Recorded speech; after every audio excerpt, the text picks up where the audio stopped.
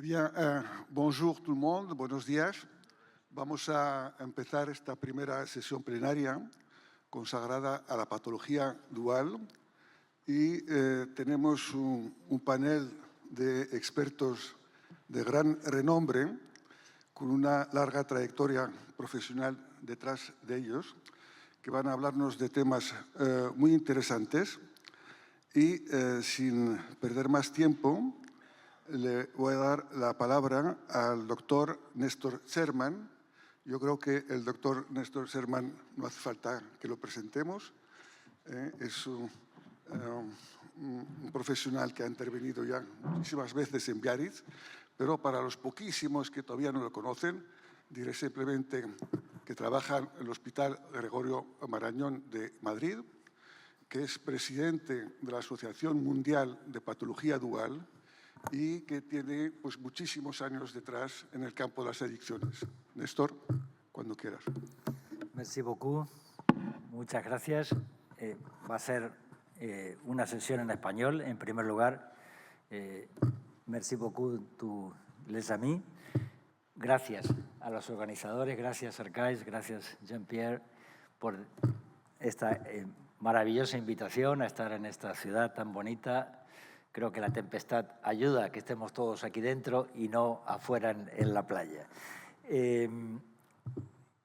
Dicho esto, mis agradecimientos, voy a hablar en los próximos minutos acerca de... no voy a traducirlo al español gambling porque creo que es una palabra que no tiene una traducción exacta y creo que es más claro que hablemos como gambling o gambling dual disorder, como nosotros nos gusta llamarlo, y acerca de las evidencias que hay cuando hacemos prevención en gambling. Bueno, mi disclosure, esta es la agenda de mi presentación. Voy a introducir un poquitín rápidamente el concepto de gambling dual disorder. Voy a hablar de las evidencias, de las diferentes evidencias en prevención, y las conclusiones. Desde el punto de vista evolutivo, el juego debe ser entendido como una actividad universal, como las drogas. Las drogas se han usado durante miles de años, el alcohol, los opiáceos, la cocaína, y es lo mismo con el juego. Es parte de la condición humana que el cerebro ha necesitado para tener un funcionamiento social. La mayor parte de la gente alrededor del mundo juega y solamente unas pequeñas personas, aquellas personas que son vulnerables, van a tener un problema de juego, un problema de gambling. En algunos casos, esta enfermedad es tan grave como otras enfermedades mentales graves. La conducta de juego no debe ser clasificada como adictiva, porque no depende del tipo de juego, de la frecuencia de juego, de la cantidad de juego, sino que está basada en esa vulnerabilidad. Tenemos que observarlo desde una perspectiva dimensional. El juego normal, en el otro extremo de la escala la adicción al juego y entre medias una variabilidad de que hay gente que tiene problemas pero que no afecta a todas las áreas individuales. Venimos oyendo desde hace muchos años, nos pasó igual con las drogas en los años 80 del siglo pasado, que el problema de gambling es un problema conductual, ignorando que es una enfermedad mental. Así, venimos oyendo que es vicio, en español se dice ludópatas, no sé cuál es la traducción en francés, si hay alguna equivalente, es una palabra horrorosa, llena de estigma y discriminación. Se habla de gente que es débil de carácter y queda atrapada por el juego, o pasar mucho tiempo jugando va a producir cambios neuroplásticos en el cerebro que van a producir un gambling disorder. Esto son todas las comentarios que oímos en orden de ignorar que estamos hablando de una enfermedad mental y, por lo tanto, de una enfermedad del cerebro humano. La perspectiva de la patología dual nos dice que la aceptación social y el medio ambiente acerca a las personas al juego, pero son factores individuales, o sea, genéticos, neurobiológicos, rasgos de personalidad, los que determinan ser vulnerable o ser resiliente a tener una enfermedad mental y, en este caso, a sufrir gambling disorder. De acuerdo a la comunidad científica, las funciones mentales se basan en el cerebro, las emociones, la cognición y la conducta. Por lo tanto, las disfunciones del cerebro van a producir también alteraciones en el funcionamiento mental, disfunciones que nosotros llamamos trastornos.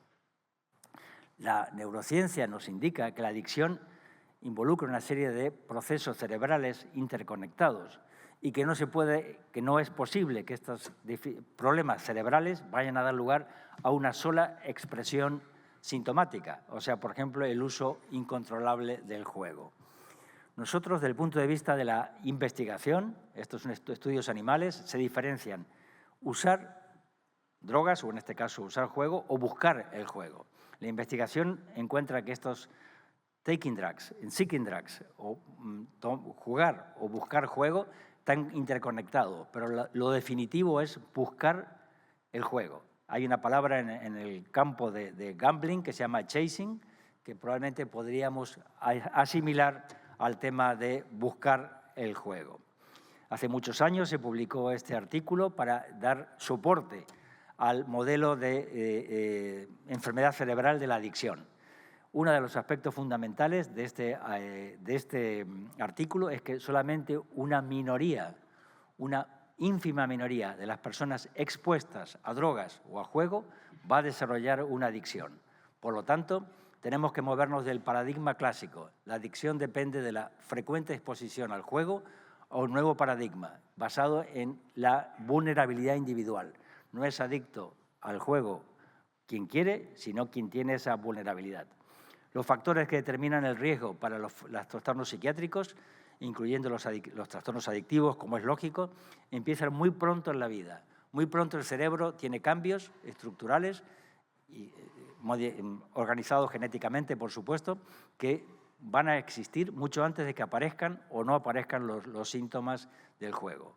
Por lo tanto, tenemos factores neurobiológicos y factores neuroambientales. Ambos predisponen a las personas a tener trastornos mentales. Cuando las personas tienen trastornos mentales, si usan drogas o gambling, van a desarrollar lo que llamamos la patología dual o gambling dual disorders. De acuerdo a los estudios epidemiológicos, una ínfima minoría de la población general, 0.4%, va a tener gambling disorder. En estudios epidemiológicos hechos en Estados Unidos, nos indican que el 96.3% de las personas que tienen gambling van a tener otro trastorno mental. Y esto sin considerar en este estudio los trastornos psicóticos o los rasgos de personalidad. Un dato más, la prevalencia en las unidades de inpatient, unidades de psiquiatría, casi el 7% tienen también gambling disorder, aunque hayan ingresado por psicosis o por lo que fuera. Eso nos ha llevado a nosotros a intentar acuñar este nuevo término de gambling dual disorder. No es por narcisismo de acuñar un término nuevo, sino porque llamar la atención a los clínicos de que deben pensar siempre, cuando ven un paciente con gambling, en qué más tiene, qué otro trastorno mental tiene. Hemos introducido hace unos años el concepto de psiquiatría de precisión en el campo de la patología dual. Esto no es nuevo. Hace muchos años que Hipócrates ya nos hablaba de que lo más importante es el tipo de persona que tiene una enfermedad y no la enfermedad que una persona tiene. Sabemos que cada droga hace un efecto distinto en el cerebro.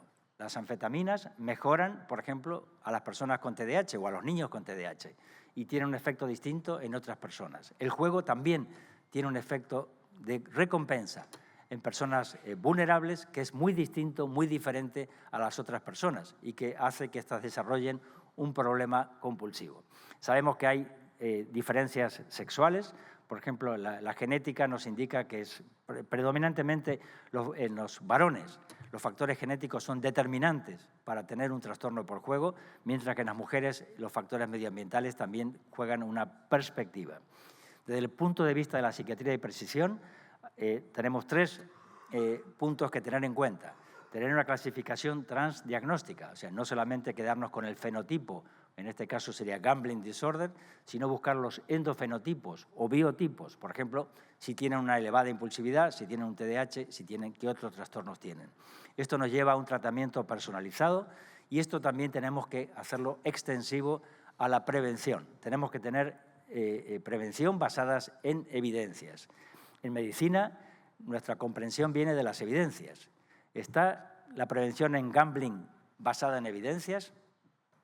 En realidad no está claro. No está bien establecido que las estrategias para reducir el gambling estén basadas en evidencias científicas. En general se habla muchas veces de prevención basada no en evidencias, campañas demonizando gambling, por ejemplo, como el Ejército de Salvación lo hace con el alcohol, o decir no, o ofrecer a la gente, hace falta más campos de fútbol, más ofertas para los jóvenes para prevenir el gambling, o propuestas prohibicionistas. Evidentemente esto no es así. Los tipos de prevención hay muchas clasificaciones. He seleccionado estas 3 en un artículo que esperamos publicar muy pronto sobre prevención primordial, primaria, secundaria y terciaria. La prevención primordial está dirigida a la población general, la prevención primaria a las personas en riesgo, la prevención secundaria a las personas en tratamiento o ya con problemas y la prevención terciaria a la recuperación. Bueno, no voy a extenderme en esto. ¿Quiénes son las personas de riesgo? Por ejemplo, los niños y adolescentes con alta impulsividad deben ser identificados.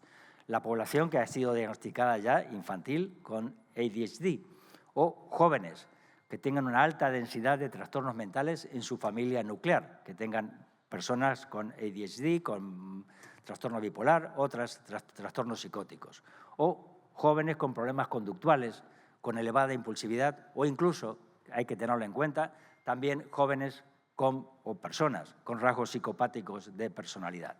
Los adolescentes son en general más vulnerables, sabemos que tienen un cerebro más inmaduro. La población adolescente debe ser protegida. Pero sabemos que la prevención universal en programas dirigidos a adolescentes ha fracasado para prevenir el desarrollo de conductas de juego. Los pacientes deberían ser educados acerca de sus propios riesgos propios y familiares, riesgos personales.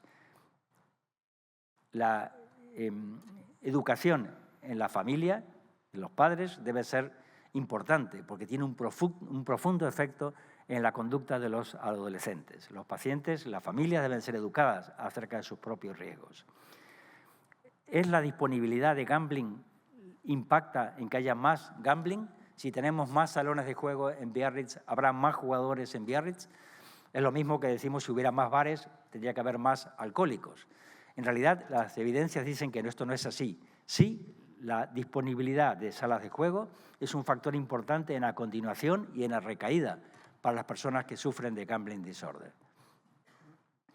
Bueno, se han revisado evidencias en este estudio reciente, focalizando en diferentes áreas, por ejemplo, reducir la demanda, o reducir la oferta, reducir la demanda, reducir el riesgo o reducir los daños.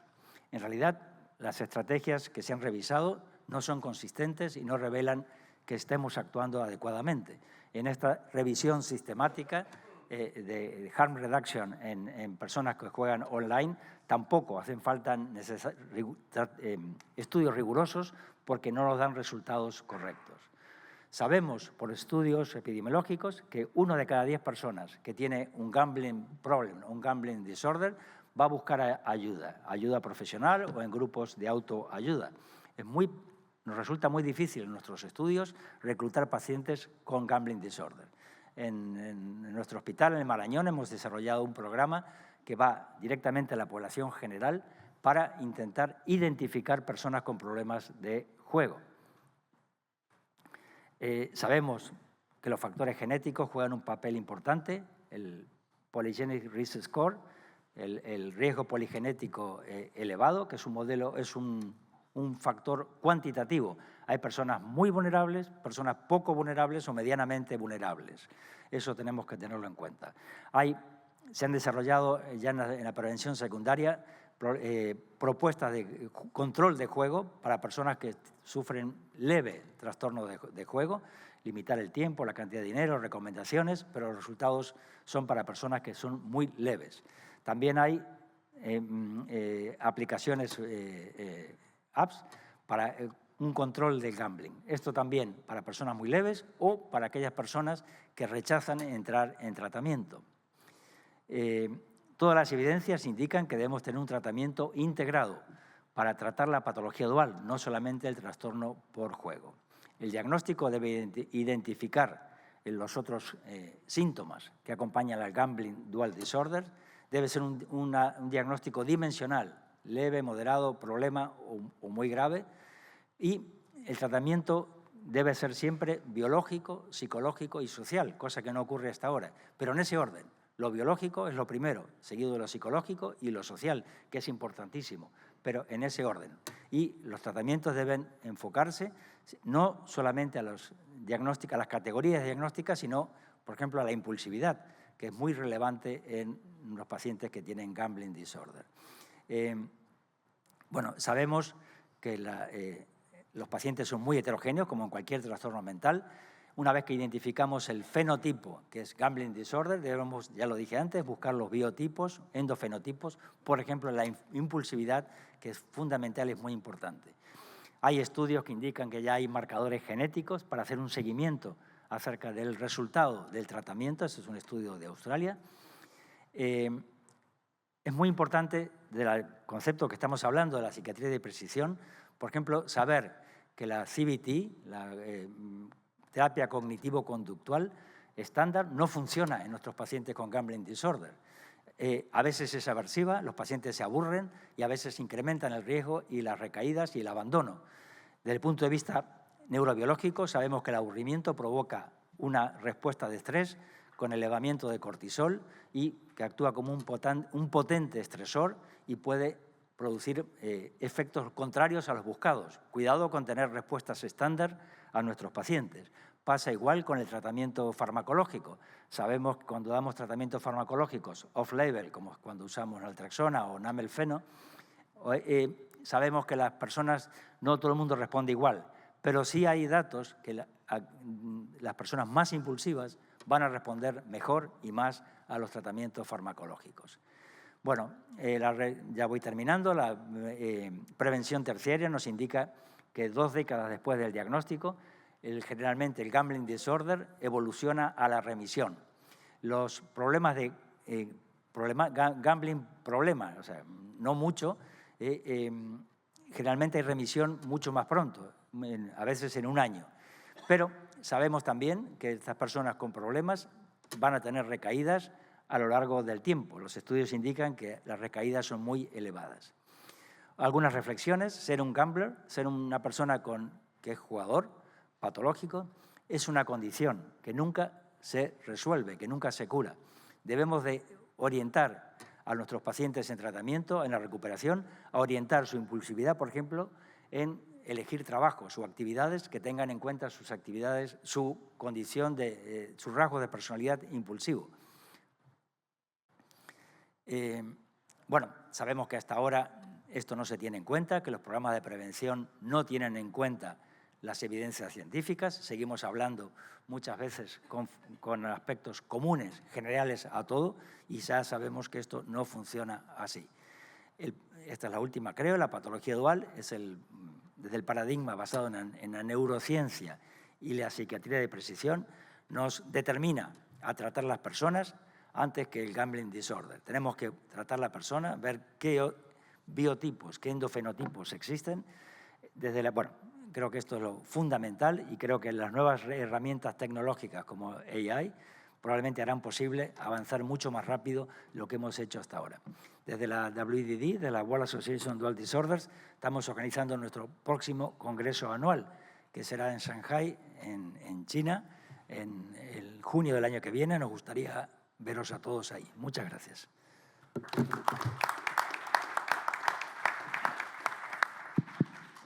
Gracias, Néstor, por tu excelente presentación y por no solamente respetar el tiempo, sino acordarnos 3 minutos más que podremos aprovechar luego por la discusión.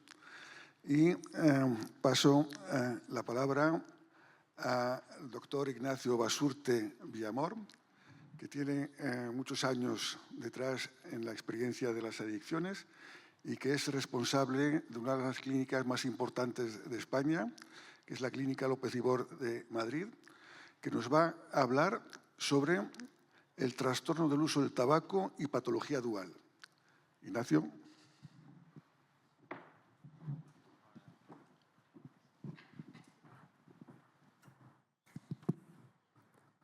para que me baje un poquito esto, que es una cuestión de talla. No sé si se me escucha bien. Sí, bien, gracias. Pues buenos días a todos. Muchas gracias a toda la organización, que la verdad es que nos hemos sentido muy acompañados, muy arropados. Jean-Pierre, muchas gracias por la parte. Y vamos a hablar hoy de tabaco, porque dentro de las líneas que trabajamos más, como sabéis, Néstor, Carlos, Pablo, trabajamos todos juntos, ¿no?, en el tema de la patología dual, y formamos parte tanto de la Sociedad Española de Patología Dual como de la Fundación de Patología Dual, y hay determinados nichos que no tocamos o que no solemos tocar o que no se suelen tocar muy habitualmente en la práctica habitual, y como es el tema del juego, que hoy ha hablado el doctor Sherman, y bueno, otro aspecto que a lo mejor sí que se ha afrontado más en otros países, ¿no?, como en Estados Unidos, a mediados de la segunda década del siglo XXI, aquí en España pues vimos que era un aspecto todavía huérfano, ¿no?, y que no tenía un abordaje adecuado. Y entonces nos surgió la cuestión de que efectivamente el tabaco, tal y como se está planteando en España, pues es una adicción que está totalmente ignorada, ¿no? El doctor Sherman ha hablado ya de si el tabaco es una cuestión de vicio, pero referente al juego. Yo voy a repetirme un poco en esto, ¿no?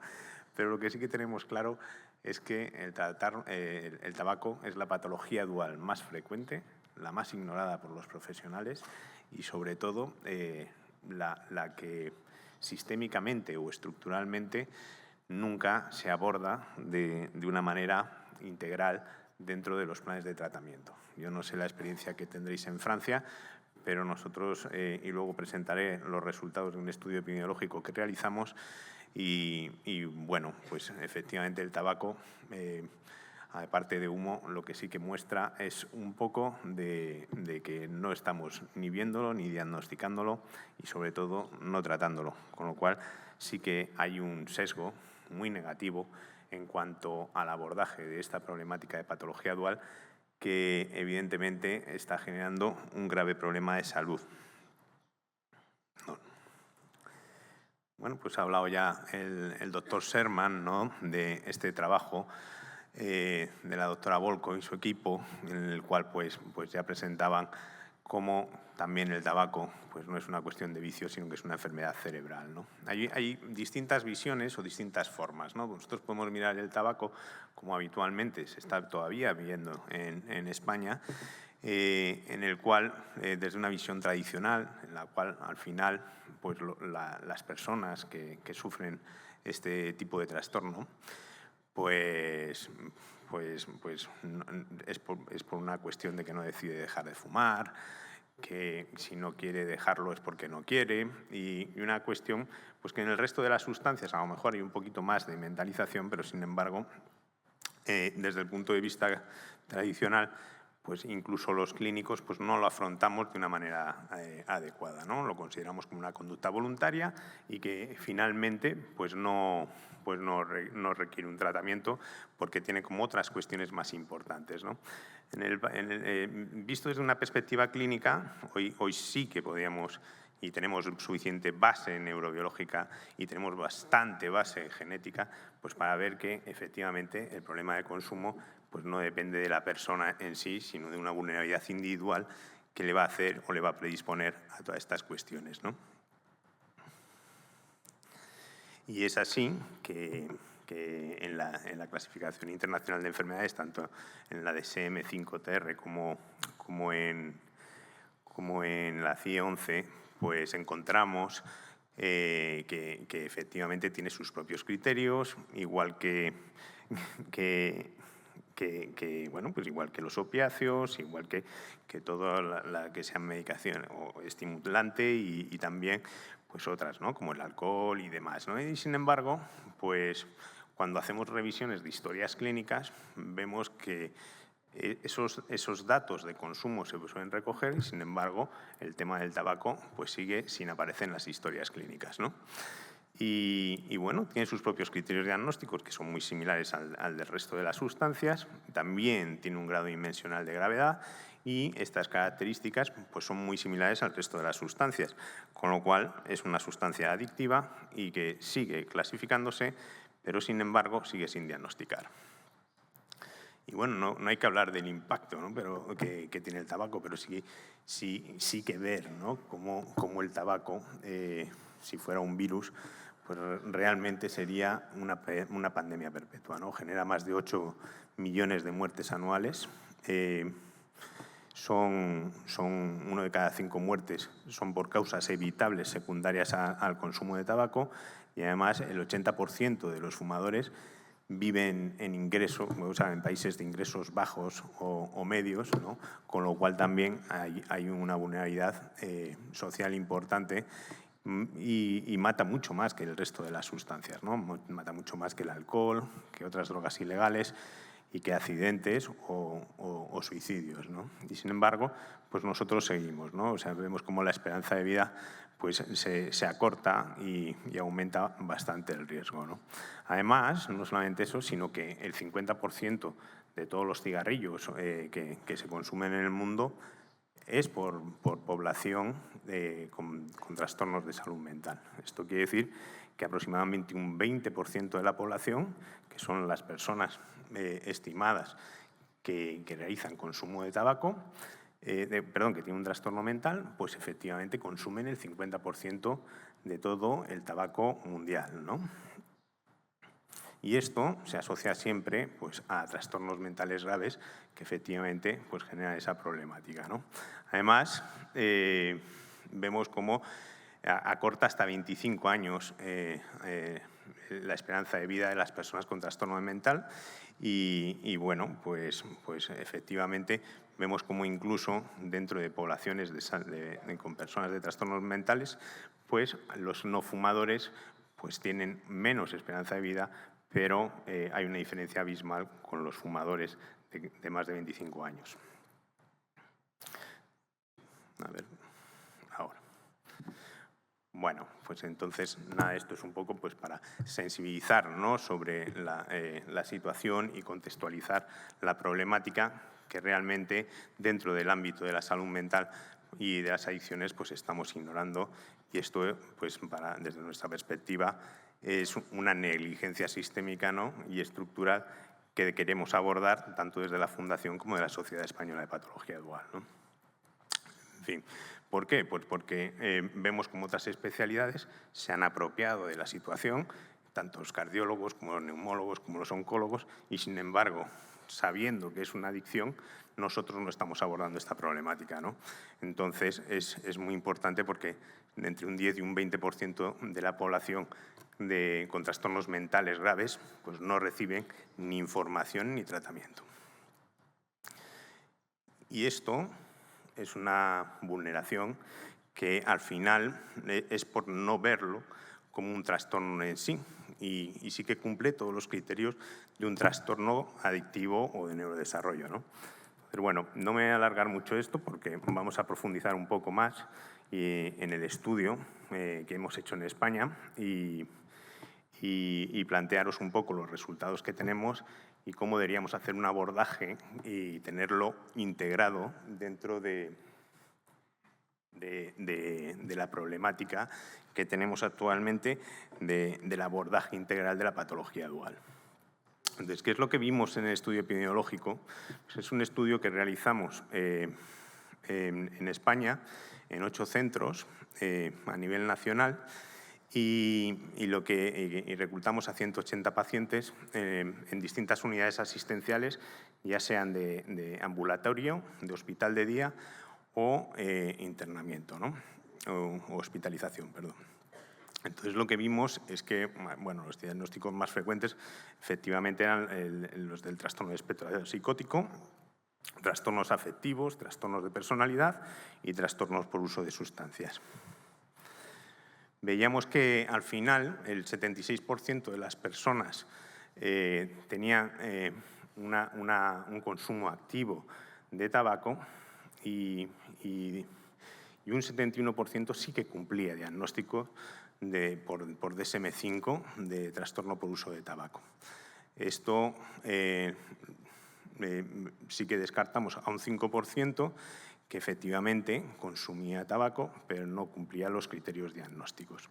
Entonces, bueno, esto nos hace señalar un poco la importancia y relevancia, ¿no? Teniendo en cuenta que en población general pues tenemos a un 20, un 25% de la población que fuma, con lo cual prácticamente es 3 veces o más la población con trastornos mentales que consume.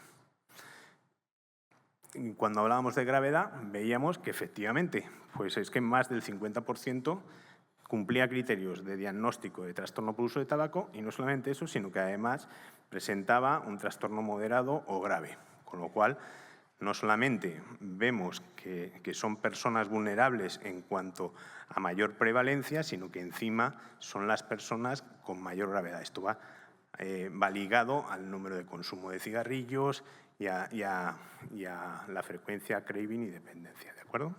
Y cuando veíamos en espacios terapéuticos, pues veíamos cómo la gravedad además y la prevalencia era muchísimo mayor en población de hospitalización y hospital de día frente al régimen ambulatorio. Y luego vimos una asociación bastante fuerte con el resto de consumo de sustancias. Esto quiere decir que finalmente, cuando nosotros abordamos o nos viene una persona por un problema de consumo, muchas veces no tenemos en cuenta que los circuitos funcionales y los circuitos de refuerzo pues van a ser los mismos, ¿no?, que el resto de sustancias, y esto va a hacer que efectivamente pues tengamos muchísima más policonsumo con el tabaco, ¿no? Y esto va a ser una cosa bidireccional y que bueno, siempre vemos muy asociado, pero nunca abordamos realmente de manera integral el tema del consumo porque el tabaco seguimos ignorándolo. Y esto es una realidad a la hora de ver cuántos de estas personas habían recibido un tratamiento farmacológico para la cesación, disminución o abandono del tabaco. Y veíamos que más del 70% no habían hecho nunca un tratamiento, y los tratamientos que se habían implementado iban siempre un poco con agonistas con tratamiento sustitutivo con nicotina, y seguido de vareniclina o bupropión, y ya por último pues la citisina, ¿no? Bien, y desde luego esta sería la sala de abordaje psicoterapéutico del tema del problema de tabaco, y vemos que es prácticamente inexistente o no hay nadie, ¿no? Y esto es una realidad. O sea, no sé si en los centros de vuestros trabajos se aborda de manera integral también esta problemática del tabaco, aparte del resto de sustancias, pero lo que nosotros sí que percibimos y objetivamos es que la intervención psicológica era casi nula y específica para el tema del tabaco, y esto, pues finalmente, como veremos, pues conllevará a un mayor número de abandono o recaídas, ¿no? Entonces, bueno, está clarísimo, ¿no?, que hay aspectos clínicos que también medimos o dimensionales, como era la impulsividad y el deterioro funcional, y vimos cómo efectivamente el tabaco no solo fuma, sino que deteriora e interfiere y desregula a las personas, con lo cual va a provocar este deterioro funcional a lo largo de la vida. Cuando hicimos el modelo multivariado, vimos que había un perfil muy característico, que era el hombre con mayor impulsividad y con un policonsumo activo que efectivamente pues hacía un factor de riesgo importante para el tema de continuar con el consumo. Y así, esta es la foto que finalmente resume un poco todo lo que hicimos, que es el tema de la alta prevalencia que tenemos del trastorno por uso de tabaco, esa gravedad clínica importantísima, con ese perfil clínico específico de varón impulsivo y con consumo asociado, y ese infratratamiento y ese trastorno por uso de tabaco, finalmente podemos concluir como que está invisibilizado, ¿no? Bueno, cuando vemos la cuestión neurobiológica, pues vemos que hay determinados cromosomas y determinados polimorfismos que son importantísimos, ¿no?, a la hora de esto. Y sí que es verdad que vemos que hay una heredabilidad altísima, entre el 40 y el 70%, del tema del consumo de tabaco. También tendremos que tener en cuenta, dentro de ese marco de la psiquiatría de precisión, pues no solamente el tema neurobiológico, sino también el tema genético, porque a la hora de hacer el abordaje o los tratamientos combinados, también tendremos que ver cómo ese citocromo, el CYP2A6, pues con todas las pinas y demás, pues nos va a hacer, ¿no?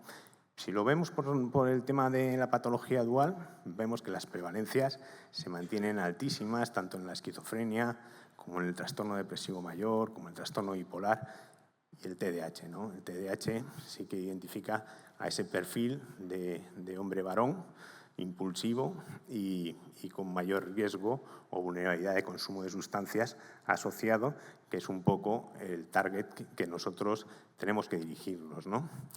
Nos tenemos que preguntar, ¿fuman porque están enfermos o están enfermos porque fuman? Y aquí lo que vemos es que hay una disfunción compartida y también hay un alivio sintomático inicial que ellos consideran o sienten, pero las pruebas son determinantes, ¿no? Al final, la cesión del tabaco o la reducción del mismo pues ayuda también a medio plazo pues por determinados mecanismos funcionales e incluso de adherencia y continuidad del tratamiento farmacológico, con lo cual es importantísimo, ¿no?, saber que ambos mecanismos coexisten y hay que tenerlos en cuenta a la hora del desarrollo, ¿no? No vamos a hablar de trastornos de personalidad, pero evidentemente también la alta impulsividad y esa desregulación emocional pues va a ser un factor determinante en el desarrollo de la adicción, ¿no? Esto es una tabla resumen un poco en el que vemos las altas prevalencias estimadas de trastorno por uso de tabaco en los distintos trastornos mentales respecto a la población general, que se estima entre un 18 y un 25%, ¿no? Tenemos que desmontar todos estos mitos, ¿no?, de que no quieren dejarlo, de que no están preparados, de que finalmente empeora la salud mental, y hoy tenemos ya suficiente evidencia para que planteemos que estas personas con un trastorno mental grave pues van a tener una alta prevalencia. Actualmente hay varios tratamientos farmacológicos que nos permiten hacer un abordaje eficaz y seguro. Tenemos la vareniclina, tenemos el bupropion, tenemos la citisina, tenemos los tratamientos sustitutivos. Son fármacos que van a ser seguros. Ya en estas muestras de personas que han usado tipos de tratamiento, pues vemos cómo, además, son de seguros, son eficaces en pacientes psiquiátricos, ¿no? Está el ensayo Eagles o también, para casos más resistentes, tenemos la estimulación magnética transcraneal profunda que nos permite, de alguna manera, hacer un abordaje integral dentro de la patología dual, que es un poco nuestro lema o nuestra ideario, ¿no? Aparte, tenemos que tener siempre en cuenta que dejar de fumar no siempre significa dejar la nicotina. Y esto dentro de la patología dual y dentro de los abordajes de distintos problemas adictivos ha sido una norma que también vamos defendiendo, ¿no? Y, por ejemplo, el uso de cigarrillos electrónicos, del snus y nicotina, sí que hay evidencia, ¿no?, en distintos países donde ya se ha aprobado y que finalmente pues vemos cómo la disminución ha sido importantísima, y no solamente la disminución, sino que también nos ha ayudado y tendremos que ver a medio y largo plazo si los problemas de salud física o somática pues también disminuyen por el impacto que puedan tener, ¿no? Entonces sí que hablamos de reducción de daños versus abstinencia total. Hay que dejar de ser tan dicotómicos en esta cuestión, y a lo mejor hay que hacer un planteamiento con las personas con trastorno mental grave que sea diferente al abordaje de población general Y en ese sentido hablamos de reducción, hablamos de ir sustituyendo el tabaco por agonistas o fármacos nicotínicos directos, hablamos de estabilización clínica y hablamos finalmente de abstinencia en un último proceso. Siempre hay que personalizar el tratamiento y esto, pues teniendo un poco ese índice metabólico también que se hace mediante una determinación y después, dependiendo un poco también de la patología dual, pues orientar el tratamiento porque vamos a ver, ¿no? O sea, vemos cómo la gente que es metabolizada rápida del citocromo, pues nos ayudaría mucho tratamientos más con vareniclina que no con tratamiento sustitutivo. Nosotros al final ya perfilamos también un tratamiento combinado en el cual utilicemos y estamos ahora validando un poco pues para ver esa eficacia en personas con trastorno mental grave que sabemos que tienen muchísimas más dificultades para el abandono o cesión o disminución del tratamiento del tabaco, y combinar pues parece que va siendo un poco la cuestión o lo que marca la evidencia, ¿no? Entonces, bueno, vamos a ir haciendo, este sería un poco el algoritmo que nos planteamos, ¿no? Sobre todo hacer un buen cribado y diagnóstico, que esto no lo hacemos por ahora, hacer una clasificación y personalización teniendo en cuenta todas estas características individuales, aparte hacer una intervención psicosocial que nos permita esa continuidad de cesión o disminución, y ya para concluir, pues hay 5 verdades incómodas que tenemos que asumir respecto al tema del tabaco.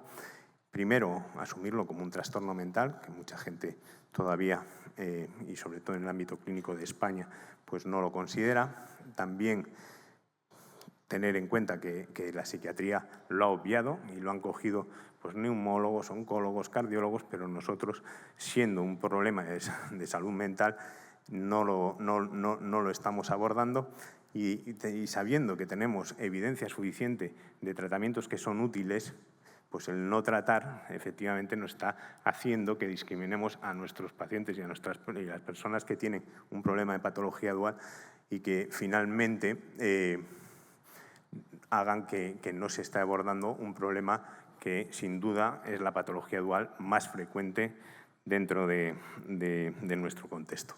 Pues nada más. Muchas gracias.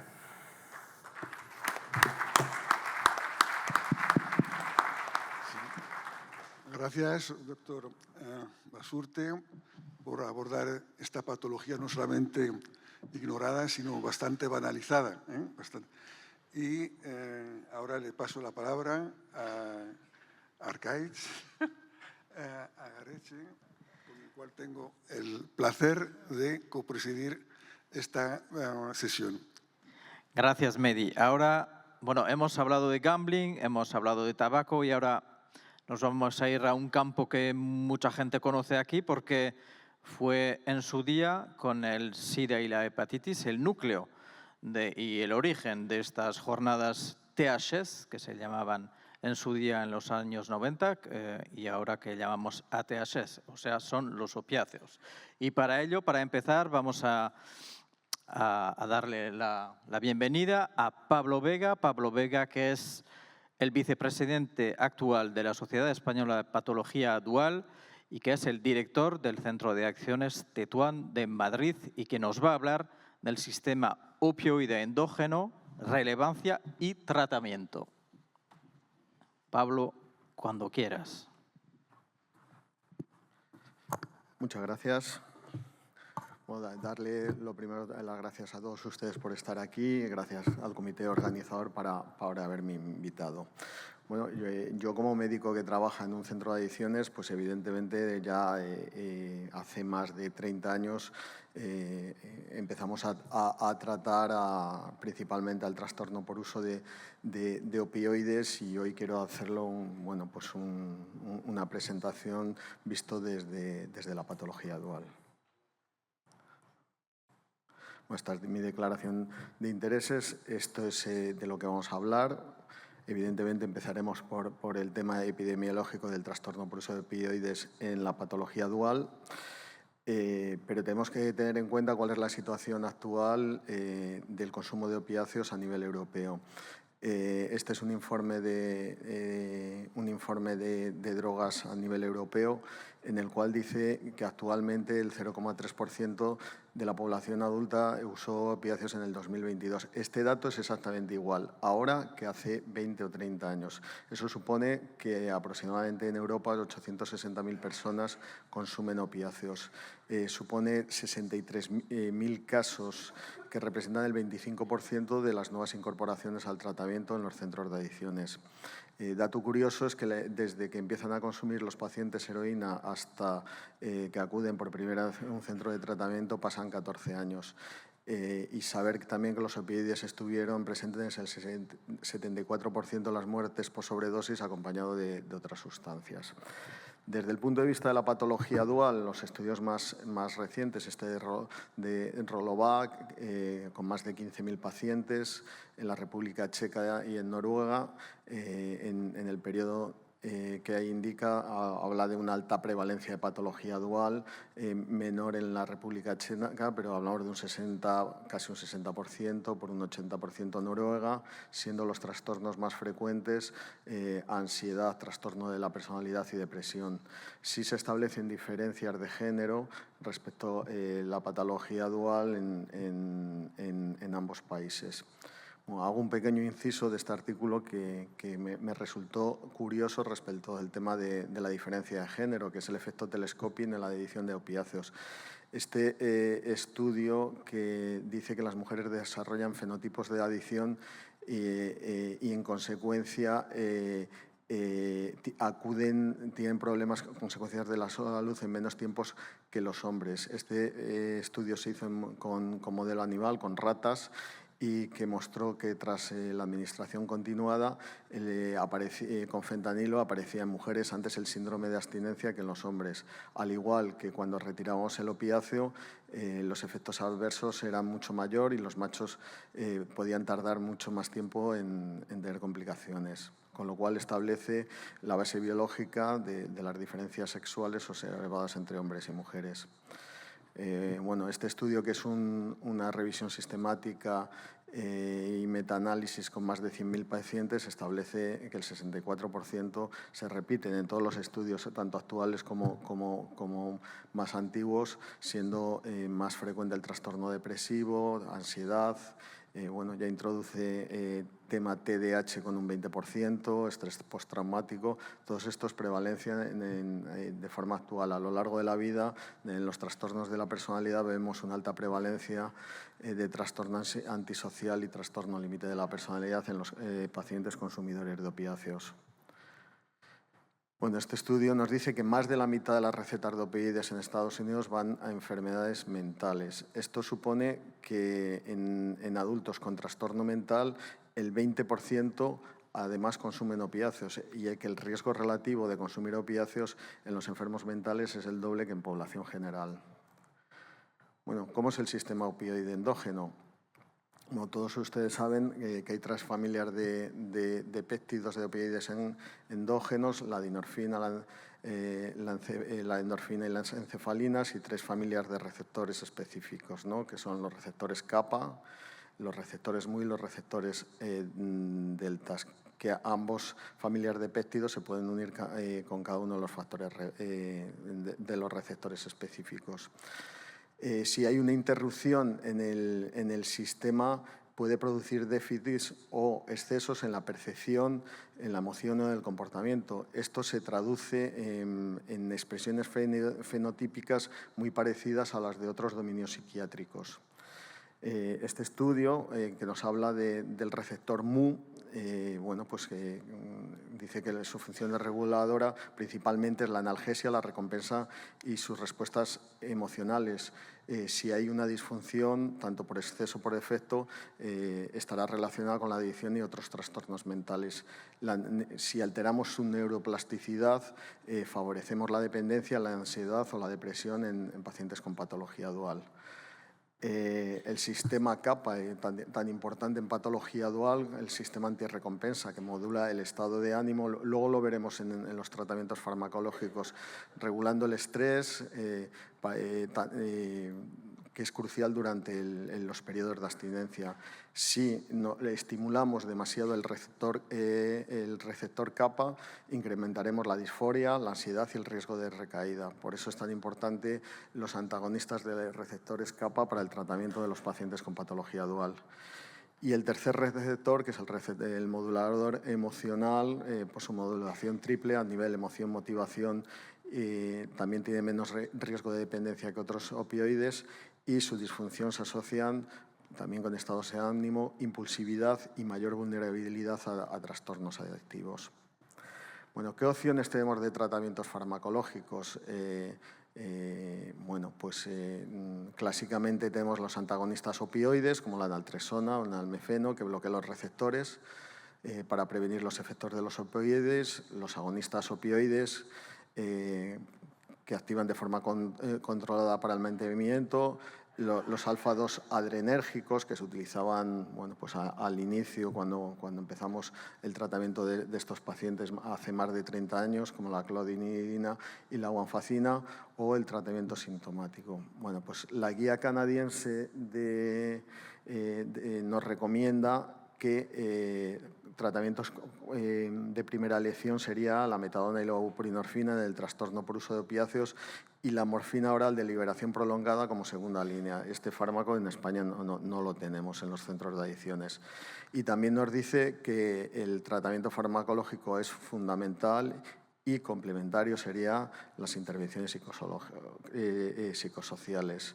Que el manejo de la abstinencia aislada sin tratamiento continuo, los resultados son bastante malos, es decir, son pacientes, son enfermedades mentales crónicas por un déficit de opiáceos endógenos y nuestros pacientes normalmente estarán gran parte de su vida con programas de sustitutivos a opiáceos. Importante integrar la reducción del daño en pacientes que siguen consumiendo, pero con sustitutivos opiáceos mejorar su calidad de vida. Bueno, ¿y qué agonistas totales de receptores mu tenemos? La metadona en España y como agonistas parciales de los receptores mu tenemos la buprenorfina con su interesante antagonismo de receptores kappa. Vale.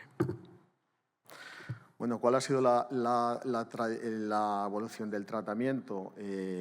Pues desde el 1960, que afortunadamente Dolinis Wonder empiezan los programas de sustitutivos opiáceos con metadona, agonista total, administración diaria, en oral, solución, comprimidos. En 1990 tuvimos la buprenorfina como agonista parcial, administración diaria, comprimidos sublinguales. En el 2000 se añade naloxona para prevenir el mal uso de parenteral y recientemente, en 2018, en España creo que entró en el año 2000 la buprenorfina de acción prolongada con inyecciones subcutáneas mensual o semanal.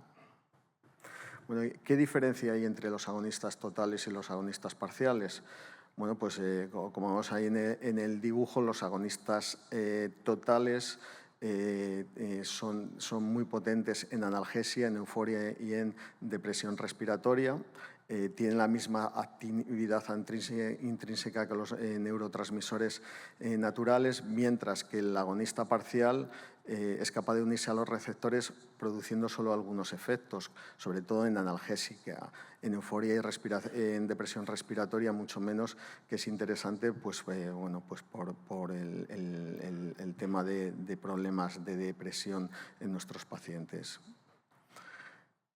Estudios hablan que utilizar agonistas o agonistas parciales reduce el riesgo hasta 8 veces durante el tratamiento, o sea, la mortalidad la reduce 8 veces, que la mortalidad se incrementa significativamente si se interrumpe el tratamiento o hay barreras de acceso y que los criterios estrictos de entrada o de acceso al tratamiento limitan el impacto poblacional de forma positiva. Bueno, lo que se ha visto de los agonistas de opioides, este estudio, que reduce el consumo intravenoso y el uso compartido de jeringuillas tras 6 meses de estudio, que disminuye los riesgos de infecciones y daños asociados, con lo cual la continuidad y disponibilidad del tratamiento son clave para mantener esos beneficios a este tipo de población. Bueno, este estudio también habla que el uso de agonistas disminuye las infecciones transmitibles como VIH y hepatitis C, que cuando los pacientes se inyectan opiáceos incrementa la frecuencia de riesgo, tanto de compartir jeringuillas o sexo no protegido, que la prevalencia actualmente es de un 10% en los nuevos diagnósticos de VIH en Estados Unidos, y la importancia de tratamientos integrados donde en el propio centro se hagan cribados específicos de VIH o hepatitis C a nuestros pacientes con trastorno por uso de opioides y patología dual. Respecto al tema de la seguridad la seguridad respiratoria, los estudios dicen que es mucho más seguro la buprenorfina por el efecto techo. Llega un momento que, aunque demos muchas más dosis, aunque el paciente se tome más pastillas de lo normal, la depresión respiratoria no aumentará. Tan solo si el paciente lo combina con otras benzodiazepinas y alcohol, puede aumentar ese riesgo de depresión respiratoria grave, con lo cual es fundamental la monitorización del paciente. Respecto al riesgo del QT prolongado, se ha visto que es mucho más frecuente con la metadona. Siempre que iniciamos un tratamiento con metadona hay que hacer un electroencefalograma y sobre todo en pacientes que van hacia dosis altas de metadona y bueno, evaluar hipopotasemia y el uso de fármacos que pueden prolongar el QT. Bueno, este estudio nos hablan de la retención de pacientes con buprenorfina versus metadona. Como ven, tanto en la metadona como la buprenorfina sublingual, la retención es muy similar, de un 43-47%. Si es verdad que los estudios hablan de una mayor retención en la buprenorfina de liberación prolongada, pero también es verdad que hay muchos menos estudios de esta sustancia que con las anteriores. Los factores determinantes para utilizar un fármaco u otro sería la preferencia del paciente, el acceso a dosificación no supervisada, el coste. En España la metadona es gratuita, la buprenorfina sublingual, los pacientes tienen que pagar al menos una parte del tratamiento. Bueno, ¿cuáles serían el perfil de los candidatos a buprenorfina? Pues mujeres, principalmente porque la prevalencia, como hemos visto, de patología dual es mayor en mujeres que en hombres, con lo cual tienen muchos más trastornos de la regulación emocional, bueno, como depresión como depresión, ansiedad.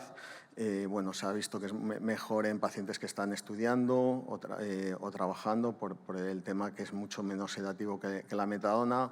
Pacientes estigmatizados por el hecho de tener que ir a un centro, recoger botes, etcétera, etcétera.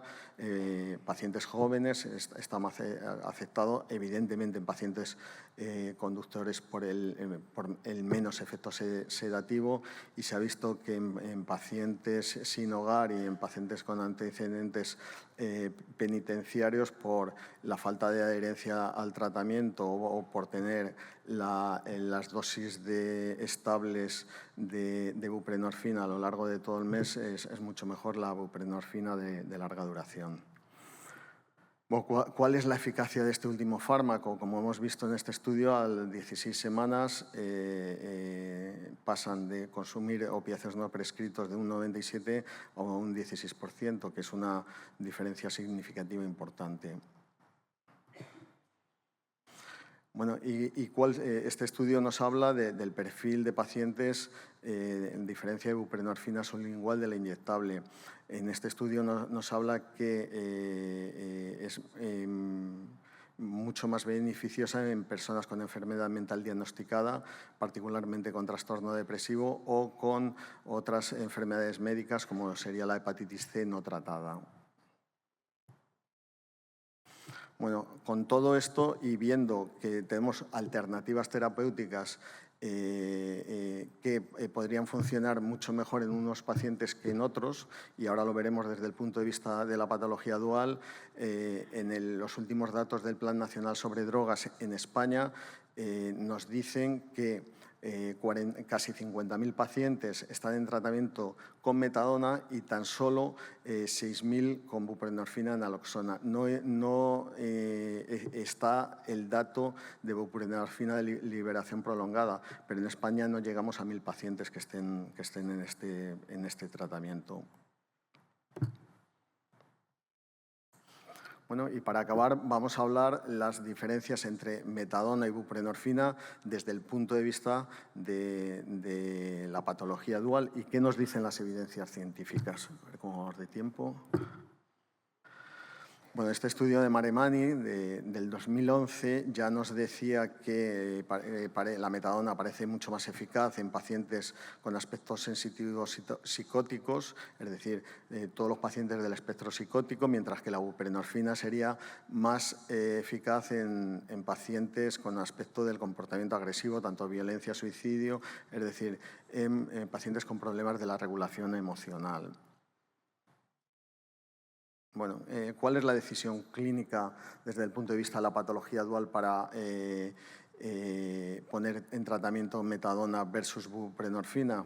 Pues primero hacer una evaluación integral, ver los otros trastornos mentales que tiene, el riesgo suicida, la adherencia o no adherencia al tratamiento y el riesgo cardíaco. La buprenorfina, la ventaja como antagonista kappa es ideal para pacientes con depresión o anedonia, mientras que la metadona como agonista puro mu sería ideal para pacientes con psicosis o pacientes que necesitan una analgesia potente y una sedación potente. Primero hay que hacer un cribado psiquiátrico antes de iniciar el tratamiento y una coordinación multidisciplinar entre salud mental y los centros de adicciones. Bueno, y la literatura científica que nos dice la buprenorfina, pues que la buprenorfina es más eficaz en los síntomas depresivos, que el antagonista kappa y la modulación serotoninérgica ofrece un mejor perfil antidepresivo y que especialmente es relevante con pacientes con trastornos del estado de ánimo concomitantes con el trastorno por uso de opioides. Respecto al tema del estrés, pues el receptor kappa, que es clave en la disforia, es decir, que si lo estimulamos habrá más disforia, estrés y consumo compulsivo, con los antagonistas como la buprenorfina reduce la motivación negativa y el craving, con lo cual es muy eficaz en los trastornos adictivos y en la ansiedad. El tema del dolor crónico, alivia el dolor, la buprenorfina y reduce la depresión. Es eficaz en el dolor nocioceptivo y neuropático, tiene más perfil de seguridad. Hay que tener en cuenta que los pacientes con dolor crónico suelen abusar de otros opioides, con lo cual es un medicamento más seguro. Respecto al tema de depresión y riesgo suicida, esta la voy a pasar porque el doctor Roncero nos va a hablar en la siguiente presentación. Y respecto a la metadona, los estudios dicen que reducen tanto los síntomas psicóticos como disminuye las dosis de los antipsicóticos o poner segundos y terceros antipsicóticos, con lo cual estabiliza el consumo y la psicosis. Y para acabar, las conclusiones, que no son muchas, pero que tenemos alternativas terapéuticas farmacológicas eficaces para tratar este trastorno, que lo tenemos que hacer desde la medicina de la precisión, individualizar a los pacientes y ver qué patología dual acompaña a ese trastorno por uso de opioides, y que las neurociencias y los estudios nos indican cuál es el tratamiento óptimo desde la perspectiva de la patología dual. Muchas gracias.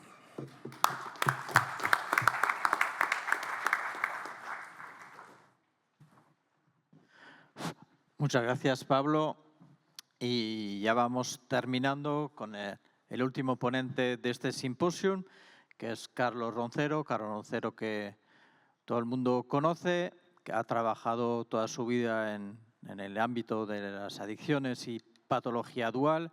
Es el actual presidente de la Sociedad Española de Patología Dual y profesor en la Universidad Europea Miguel de Cervantes de Valladolid, aunque su vínculo primario lo tenga con la Universidad de Salamanca. Y nos va a hablar de la importancia de la patología dual en el trastorno de uso de opioides y la relación con el suicidio.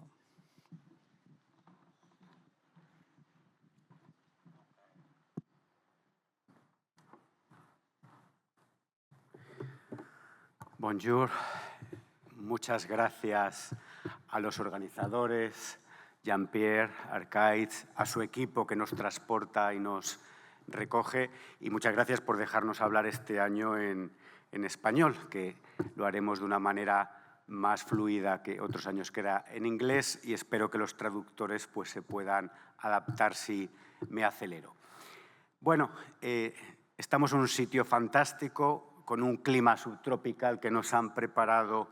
Lástima no ser surfer y no poder utilizar la playa, pero nos han convocado para hablar de aspectos relevantes o importantes dentro de las adicciones, dentro de la patología dual, y yo les voy a hablar del tema del suicidio en personas que tienen trastorno por consumo de opiáceos. Bueno, vamos a hacer alguna reflexión primero sobre la relevancia del suicidio en nuestra sociedad y luego profundizaremos en las personas que tienen trastorno por consumo de opiáceos y veremos la relevancia, la importancia, les iré asociando con la existencia de otros trastornos mentales, de la existencia, por lo tanto, de patología dual, y remarco otros trastornos mentales porque las adicciones debemos tener claro todos que son trastornos mentales.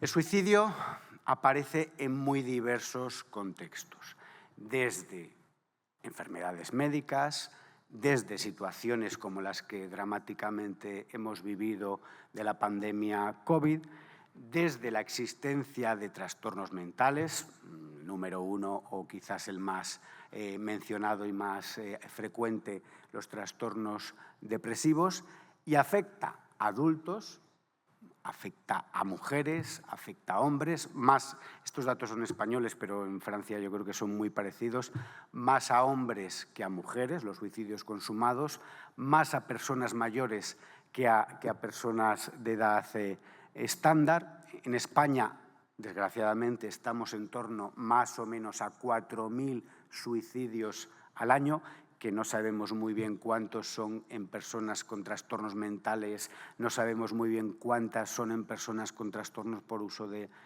sustancias, pero también el suicidio afecta a una población especialmente sensible, como son los niños, la población infanto-juvenil. Con el COVID, en España y en Francia, por lo que he leído, es muy parecido, se han disparado los fenómenos de autolesiones, los gestos suicidas para suicidas en niños y los intentos de suicidio consumados tuvieron un repunte que afortunadamente ahora parece que están bajando. Bueno, en urgencias era una situación que veíamos pues, con una cierta frecuencia el incremento, el pico de autolesiones, de intentos suicidas. Afortunadamente no detectamos un gran número de suicidios consumados en adolescentes, pero sí de intentos. Les estoy hablando de suicidio, pero el suicidio o la palabra conducta suicida incluye distintas cosas, desde los daños sin una finalidad autolítica clara hasta la ideación suicida, los intentos suicidas y los suicidios consumados. Bueno, ha habido, digamos, discrepancias en cómo encuadrar o cómo categorizar todo esto. Yo les voy a hablar hoy de la ideación suicida y sobre todo de los intentos suicidas. Y esto es relevante, esta reflexión la hicimos pues, con otros colegas europeos en pacientes con trastorno por consumo de opiáceos? Bueno, porque en general los que están tratados con fármacos agonistas opiáceos, por lo menos en España y en Francia yo creo que también es mayoritario. Y claro, los fármacos agonistas opiáceos, no nos podemos olvidar que son depresores del sistema nervioso central.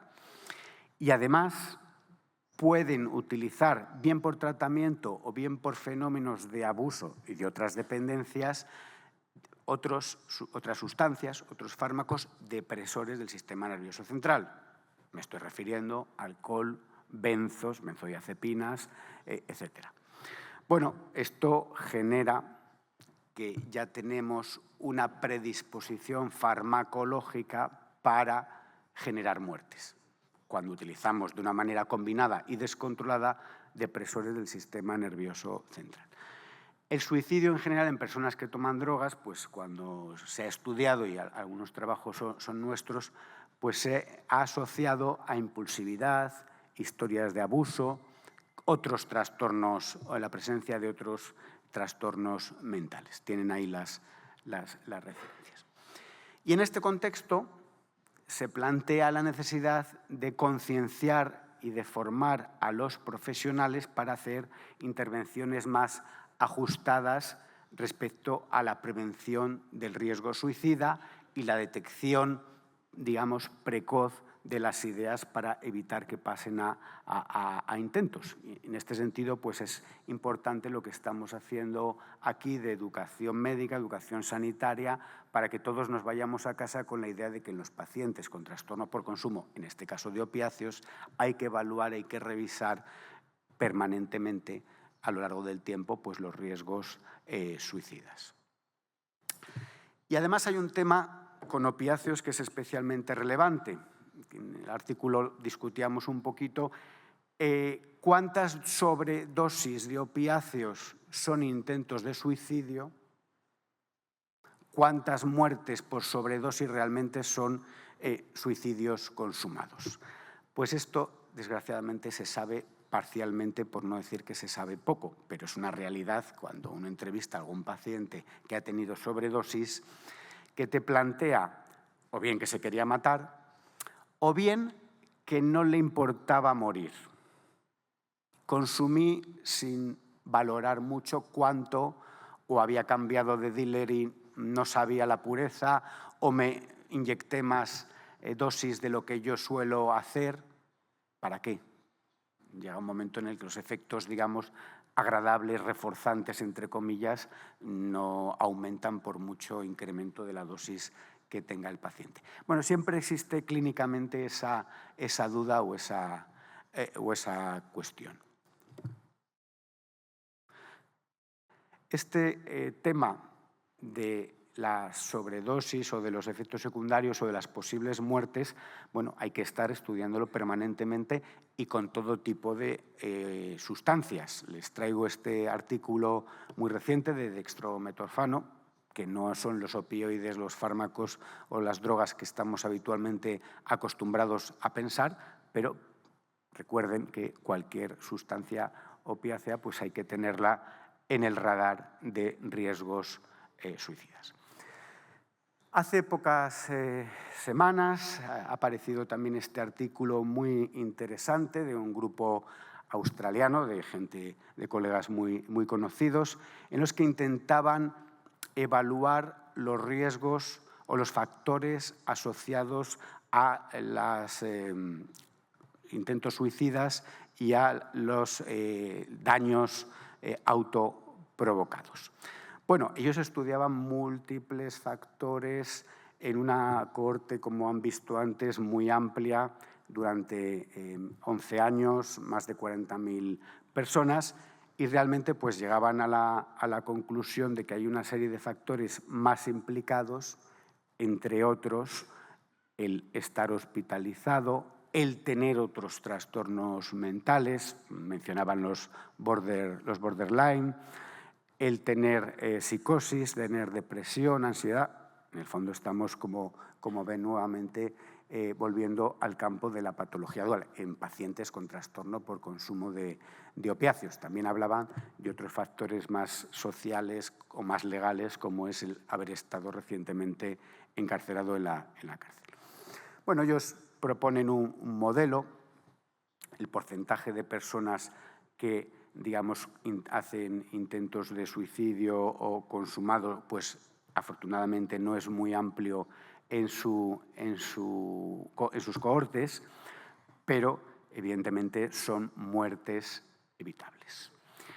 Yo les quiero en esta segunda parte ahora presentar algunos datos de nuestro equipo realizado pues, con mis colegas de Barcelona, con los que seguimos trabajando a pesar de que, como ahora decían cuando me introducían, estoy vinculado, soy profesor en la Universidad de Salamanca, aunque trabajo en la Universidad Europea Miguel de Cervantes de Valladolid este curso. Y estos datos están extraídos de la época en la que estábamos en la Universidad Autónoma de Barcelona, en la que bueno, pues hemos estudiado un amplio número de pacientes, ahora se los presentaré, más de 3.000, que acudían a un dispositivo ambulatorio, a un centro de atención a las drogodependencias, que eran mayores de edad. Estamos estudiando, o los datos que les presento, más de una década de personas. Incorporamos los que tenían un trastorno por consumo de opiáceos, con los criterios de SM4 y de SM5, y que firmaban el consentimiento informado y seguían un procedimiento, un protocolo, que ya otros años se lo he contado, de 3-4 sesiones de evaluación con psicólogos entrenados en los que se le hacía una valoración psicopatológica, clínica, socioambiental importante. Eso supone que, desgraciadamente, pues muchos pacientes no terminan toda la evaluación. Bien, los pacientes de los que partíamos eran pues, casi 4.000 pacientes. La mitad fueron excluidos del trabajo porque no tenían un trastorno por consumo de opiáceos, tenían de otras cosas. Y de los que se les podía incorporar, pues había una parte importante, casi la mitad, que no habían completado la evaluación. Había algunos con barreras idiomáticas o con problemas legales. Y finalmente pues, hemos estudiado 329 pacientes. Esto ya es una primera reflexión, esto es un trabajo de una década. Cuesta estudiar este tipo de pacientes de una manera completa y de una manera integral. Y bueno, pues los datos probablemente pues, tienen un cierto sesgo de supervivencia en cuanto a quién acude a las evaluaciones. No quiere decir que los otros 1.600 no hayan acudido a tratamiento. Hay muchos que seguían acudiendo a tratamiento, pero no participaban adecuadamente en las sesiones de evaluación. Bueno, este artículo que les he presentado fue aceptado y tenemos las galeradas desde, creo recordar, marzo o abril de este año. Desafortunadamente todavía no está publicado, está en prensa, en la revista. Confiamos que en el número de noviembre-diciembre salga, pero tampoco estamos seguros al 100%. Y luego ahora no sabemos cuándo lo subirán a PubMed. Saben que los norteamericanos tienen una situación con su administración pues, complicada, y uno de los efectos colaterales es que PubMed, pues, que el mantenimiento y los profesionales va más lento o incluso pues, está parado. Con lo cual, espero y confío que a final de año pues, puedan tener el artículo. Si alguno tiene un especial interés, me lo puede pedir y le enviamos las galeradas corregidas. Bueno, ¿y qué encontrábamos con esta muestra de 300, 400 pacientes? Pues que ideas suicidas se detectaban en más de la mitad. 1 de cada 2 había tenido ideas suicidas. Bueno, esto está más o menos de acuerdo con otros estudios previos, incluidos algún piloto nuestro, pero ya nos marca que hay que prestarle atención. 1 de cada 2 pacientes tienen ideas suicidas. Y en torno a 1 de cada 3, el 35%, han tenido intentos suicidas. Con lo cual, esto en la clínica diaria es un porcentaje, un número de pacientes altísimo. Debemos estar atentos, no solo los médicos, los psicólogos, también los equipos de enfermería que muchas veces están en contacto permanente con los pacientes cuando les proveen la metadona, la buprenorfina, el resto de los fármacos o interdictores de alcohol, lo que sea, porque ellos pueden hacer un trabajo importante en la detección y en la prevención tanto de las ideas como de los intentos, que, como ya ustedes ven, pues es un porcentaje muy alto. Hay muchos factores que influyen. No pretendo, digamos, que puedan ver todas las tablas, todos los datos, tanto de las ideas como de los intentos, pero ya sí que les empiezo a anunciar que la presencia de otros trastornos mentales, en algunos casos psicosis, o sea, no solo hablamos de depresión, está asociado o bien a las ideas o bien a los intentos. Estudiábamos la muestra utilizando el Europasi y, bueno, pues cuando valorábamos las escalas y las subescalas del Europasi en esta población, pues había algunas subescalas que estaban asociadas, mal empleo, uso de alcohol, perdón, problemas psicológicos, la subescala.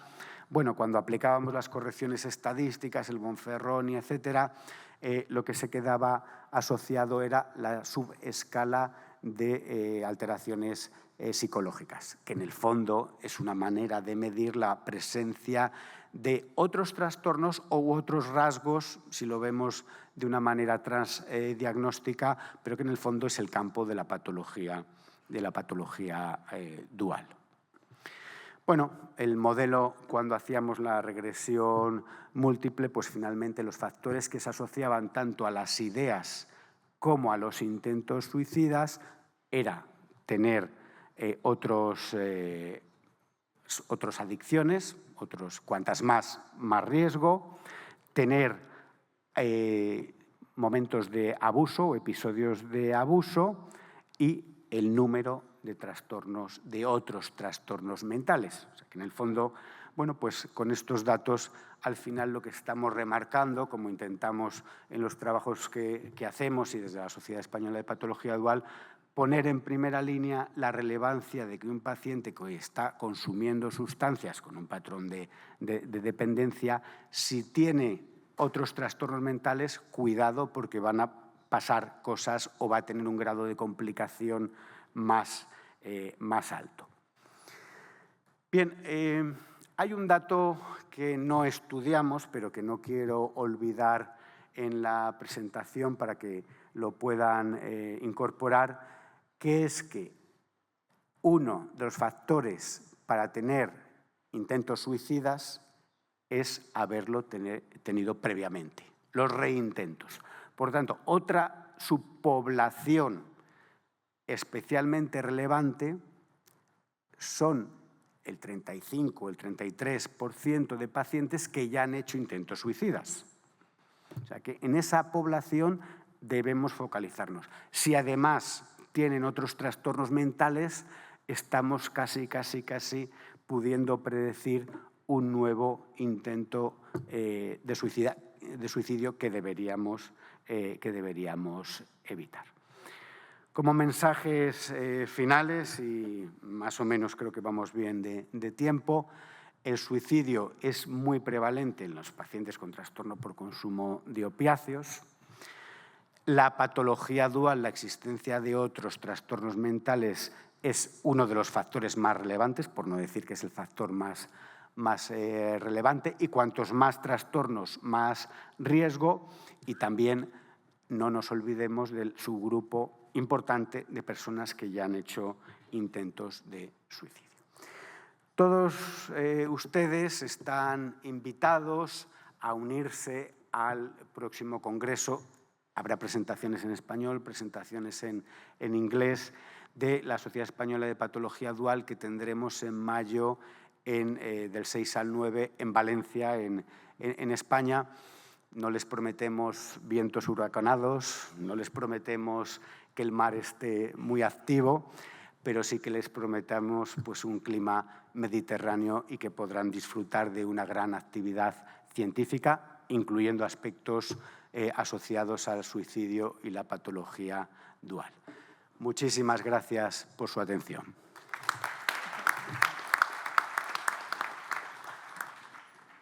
Bueno, ahora tenemos turno para preguntas. Tenemos unos 20 minutos, con lo cual vamos bien de tiempo. Claro, ahora todos hemos hablado castellano, pero las preguntas las podéis hacer en francés, en castellano o en inglés, como mejor os venga. Bye. Oui, un micro.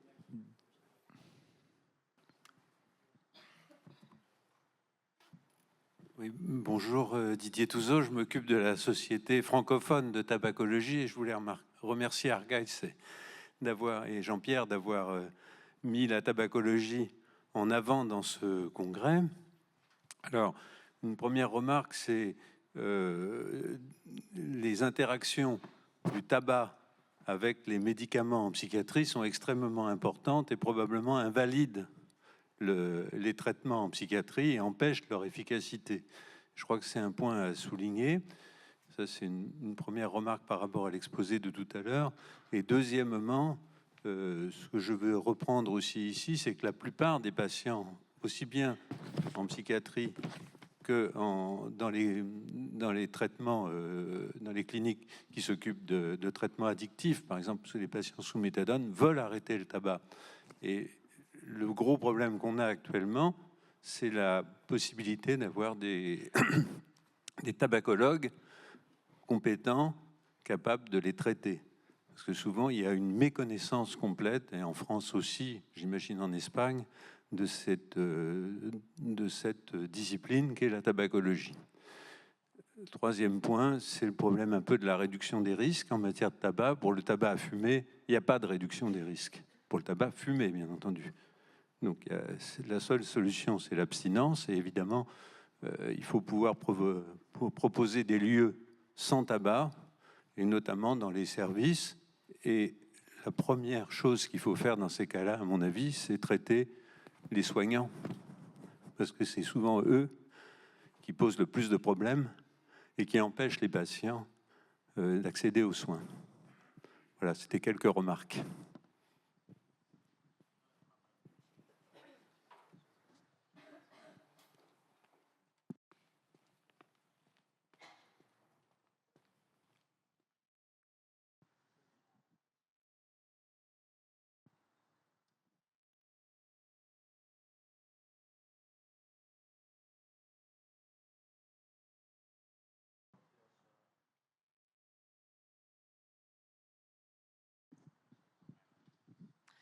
Y a-t-il une question, du coup? Bonjour, je vais poser ma question en français. Donc, Florence Vorspan, Université de Paris-Cité. Ma question s'adresse plutôt à Carlos Roncero. Et donc, parce que vous avez présenté des résultats qui portent sur le risque suicidaire ou le risque de tentative de suicide chez des patients qui ont un trouble de l'usage des opioïdes. Mais on a plutôt dans l'idée cliniquement que les opioïdes sont finalement un traitement plutôt... Enfin, les TSO sont un traitement protecteur contre la dépressivité de l'humeur ou les épisodes dépressifs ou les tentatives de suicide. Est-ce que vous avez un commentaire ou une intuition clinique sur un risque spécifique chez les patients qui ont un trouble de l'usage des opioïdes par rapport à d'autres substances?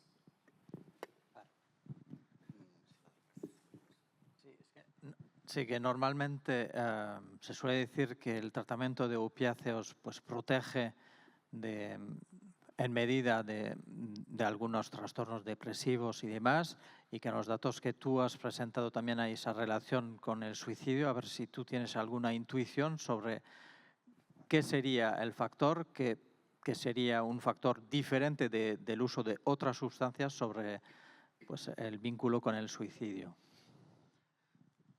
Bueno, respecto a los pacientes con trastorno por consumo de opiáceos que tienen depresión, a veces se ha planteado, el doctor Vega algo apuntaba, que algunos fármacos agonistas pueden tener un efecto más positivo sobre la mejora o la estabilización del estado de ánimo. Me refiero a la buprenorfina frente a la metadona. Hay otros opiáceos que se utilizan menos, pero que en algunos países se manejan, como la morfina, que, bueno, que la visión es intermedia. Evidentemente, cuando hablamos de personas que toman opiáceos, creo que debemos tener el contexto que normalmente toman otras sustancias. Puros, bueno, iba a hacer un pequeño chiste de que tenemos uno en Europa. Normalmente hay que hacer un balance entre los opiáceos y otras sustancias. Los estimulantes, por ejemplo la cocaína, aparentemente tendría un cierto efecto antidepresivo puntual. Con lo cual, bueno, pues hay que hacer siempre una buena evaluación, un buen balance cuando nos planteamos qué está tomando esta persona, qué depresión o qué niveles de depresión, porque estamos frente a algo dimensional, y qué tratamientos aplicamos. Yo creo que el mensaje importante y para llevar a casa a nuestros centros, a nuestros hospitales, es que este aspecto lo debemos evaluar, preguntar a los pacientes, que cuando además sepamos que este paciente tiene una hiperactividad, tiene una psicosis, tiene otros trastornos mentales, el warning se nos debe encender porque son pacientes de mucho riesgo para tener ideas o intentos suicidas. El TDAH o los trastornos de cocaína, que sé que habéis trabajado mucho en ellos, serían un ejemplo paradigmático para pacientes especialmente vulnerables a los intentos y a las ideas suicidas. No sé si he contestado al 100%, pero... Autre question? Jean-Pierre? Bon, ah oui. Sí, solo un comentario. Gracias, Ignacio, por haber hablado de la importancia del tabaco y del poco caso que se le hace. Pero muchos pacientes no tienen screening necesario en cuanto a tabaco.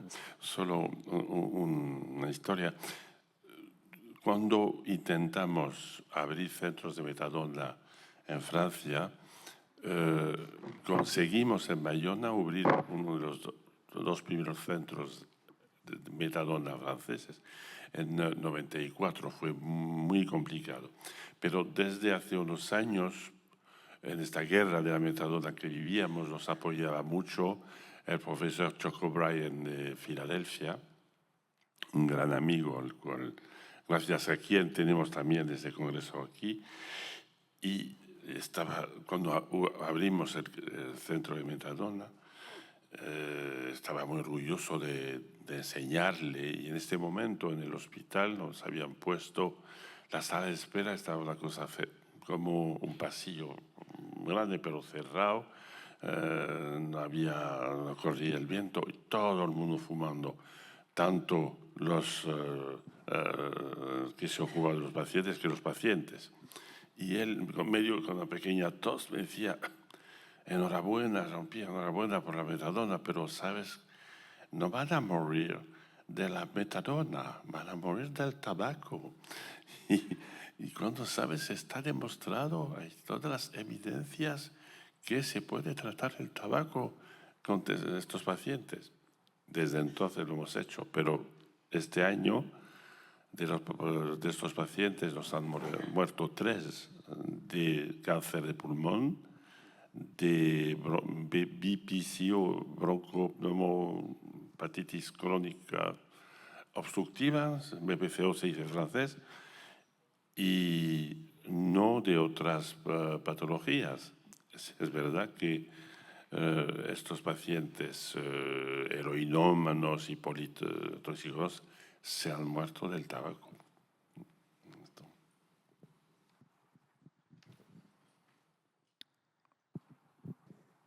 ¿Otra pregunta más?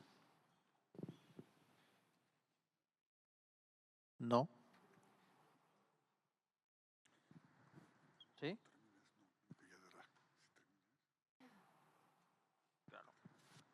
Bueno, pues si no hay más comentarios o preguntas, pues vamos a dar por finalizada esta sesión. A daros gracias a todos por haber venido. Muchas gracias a este panel fantástico de haber venido y que sabemos que es complicado porque Néstor y Carlos deben ahora regresar por Fuenterrabía por avión. No sé, igual en velero iréis más rápido que en avión, me imagino. Pero ya veremos. Os damos las gracias a todos y volvemos aquí a las 11:15 en punto para la siguiente ronda sobre patología dual y trastornos de neurodesarrollo. Muchas gracias.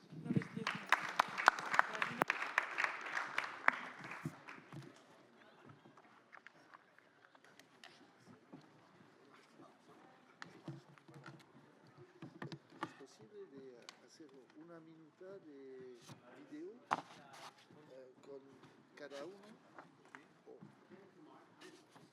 Oui. Devenu le matin ici, on va le faire ici, c'est vite fait. Una entrevista